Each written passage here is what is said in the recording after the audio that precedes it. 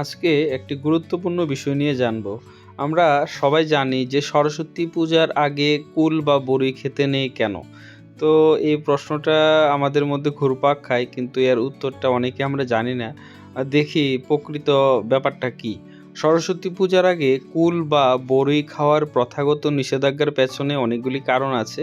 এর মধ্যে একটা হতে পারে ঋতুচক্রের কারণ। যেমন সরস্বতী পূজা সাধারণত মাঘ মাসে অর্থাৎ শীতের শেষে অনুষ্ঠিত হয়, যখন বরই বা কুল গাছের ফল পাকার সময় হয়। তখন কুল সম্পূর্ণ পাকে না এবং অপরিপক্ক অবস্থায় এটি খেলে স্বাস্থ্য ঝুঁকি হতে পারে। এই বিশ্বাস থেকে কুল খাওয়া নিষিদ্ধ করা হয়েছে। ধর্মীয় বিশুদ্ধতা, সরস্বতী পূজার দিনকে অত্যন্ত পবিত্র হিসেবে বা পবিত্র দিন হিসেবে বিবেচনা করা হয়, তাই সরস্বতী পূজার আগে কুল খাওয়াকে অশুদ্ধ মনে করা হয় আর কি।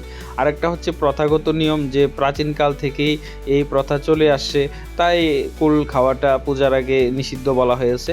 আরেকটা হচ্ছে উৎসবের প্রস্তুতি, যেহেতু সরস্বতী পূজা একটা উৎসবের প্রস্তুতি থাকে, হ্যাঁ, তো সে সুবাদে বিশেষ কিছু খাবার এড়িয়ে চলার কথাই বলা হয়। এর মধ্যে একটি হচ্ছে এই কুল না খাওয়ার ব্যাপারটা আরকি। ধন্যবাদ।